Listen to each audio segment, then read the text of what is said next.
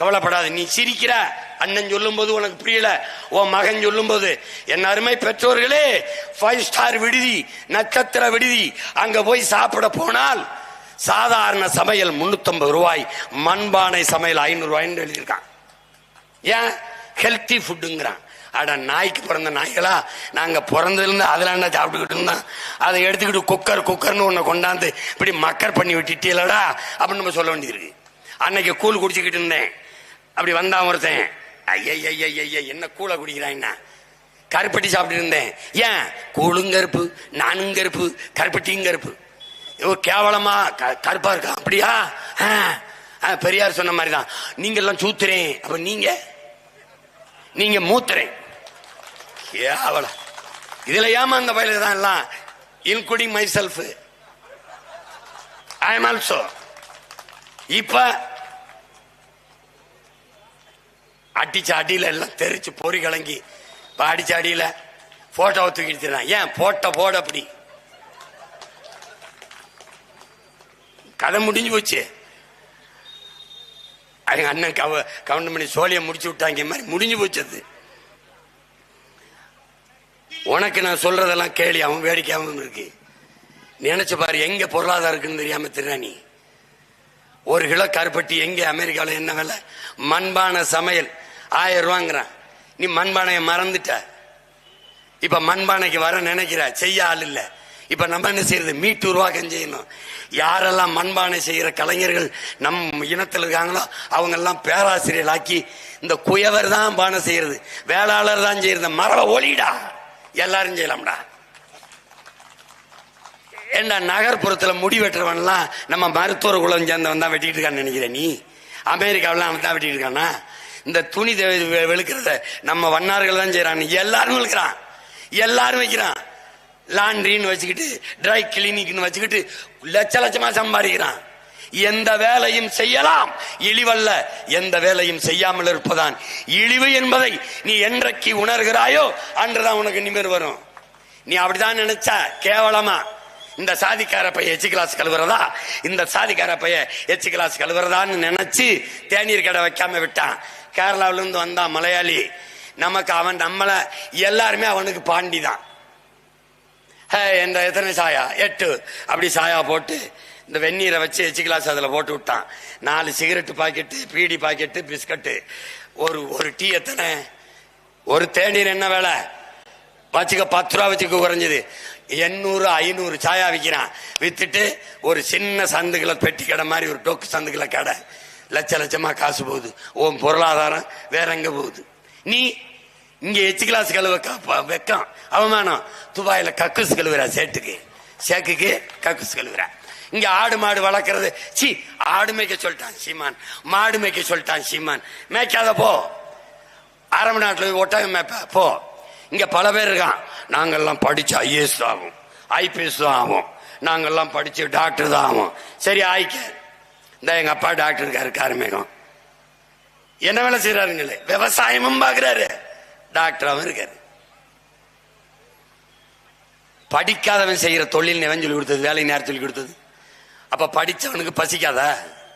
பசிக்கிற ஒவ்வொருத்தனும் செய்ய வேண்டிய வேலை, அதை புரிஞ்சுக்கிட்டு வேலை செய்யணும். இங்க டாக்டர்னா, இன்ஜினியர்னா, தம்பி சாப்ட்வேர்ல வேலை செய்யலாம், சாப்பிட்டு போய் தான் வேலை செய்யணும். எத்தனை ஜியும் செல்போன்ல வரலாம், கஞ்சி விவசாயி தான் ஊத்தணும். நல்லா கவனிச்சுக்கணும் தம்பி. எது ஒன்றையும் உன்னுடைய லேப்டாப் செல்போன்ல டவுன்லோட் பண்ணலாம்.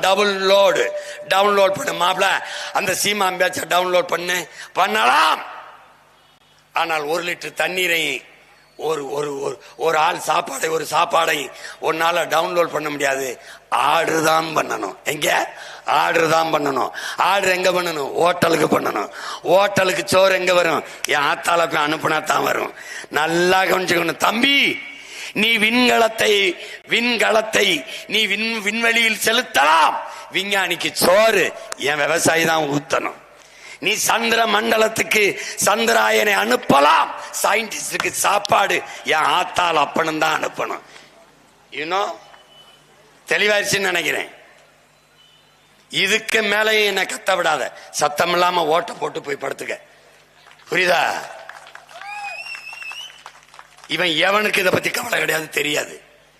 வேளாண்மையை முன்னிறுத்திய தற்சார்பு பசுமை தாய்மை பொருளாதாரத்தை கட்டமைக்கும் போதுதான் நம்மளால் இந்த பொருளாதார வீழ்ச்சியில் இருந்து மேலெழ முடியும்.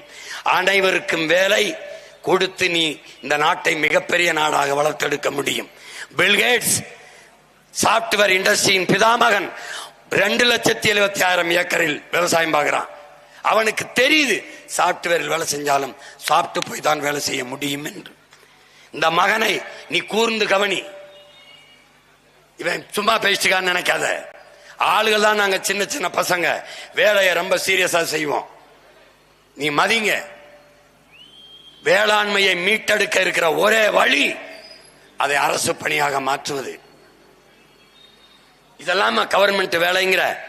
ஆடு மாடு மேய்க்கிறது இல்லாம அரசு பணியா மாத்துறதுங்கிற. ஆடு மாட்டுக்கு வைத்தியம் பார்க்கிற டாக்டர், வெட்னரி டாக்டர் அரசு டாக்டரா இருக்கும் போது ஆடு மாடு வளர்க்கிற அண்ணன் தம்பி ஆத்தாளப்பேன் அரசு பணியா இருக்கக்கூடாதா? சொல்லு. 1 கிலோ கறி 1000 ரூபா, நாட்டுக்கோழி கறி 650 ரூபா. ஒரு ஆட்டை வித்தா 2 பேருக்கு சம்பளம் கொடுக்கலாம். எண்ணெயை வித்தா உன்னை வித்தா எவன் வாங்குவான்னு பாரு. யோசிச்சு பார்த்துக்க. பாலின் சந்தை மதிப்பு, பாலின் சந்தை மதிப்பு எவ்வளவு? டைரியிலே நாட்டின் பிரதமர் ஐயா மன்மோகன் மோடி பேசினது இருக்கு. டைரி டேலே மில்கிலே மிகப்பெரிய பொருளாதாரம் இருக்கு. பாலிலே நாம் பாலை மட்டும் வைத்துக் கொண்டு பொருளாதாரத்தில் தற்சார்பு அடையலாம் என்ற ஒரு டேரியிலே பால் நாளிலே பேசியது இருக்கு. அதைத்தான் உங்கள் மகன் சொல்கிறேன். பாலின் சந்தை மதிப்பு மட்டும் பல லட்சம் கோடி இருக்குது. அதை நோக்கி இந்த நாடு நகராது. சாராய பொருளாதாரத்தில் நம்மளை சாகடித்துக் கொண்டிருக்கு. 50,000 கோடிக்கு சாராயத்தை நம்பி நீ நினைக்கிறாய் பால் முழுமையான உணவு. எந்த திரவ உணவிலும் கழிவு வராது, பாலில் வரும். பாலை மட்டும் குடித்துக் கொண்டு பசி இல்லாத ஒரு நாடு வாழ முடியும். அறிவார்ந்த என் பெற்றோர்கள், என் தம்பி தங்கைகள், அண்ணனுடைய உங்கள் பிள்ளையின் பேச்சை ஆழ்ந்து கவனியுங்கள். அதனால் அது இழிவல்ல. இயற்கை வேளாண்மைக்கு திரும்ப வேண்டும் என்று நினைக்கிறாய். ஆர்கானிக் ஃபுட் என்கிறாய், ரசாயன உரமற்ற உணவு என்கிறாய், நஞ்சில்லா உணவு என்று திரும்புகிறாய். ஆடு மாட்டு கழிவில்லாது இயற்கை உரமேது என்றால் முழிக்கிறாய்.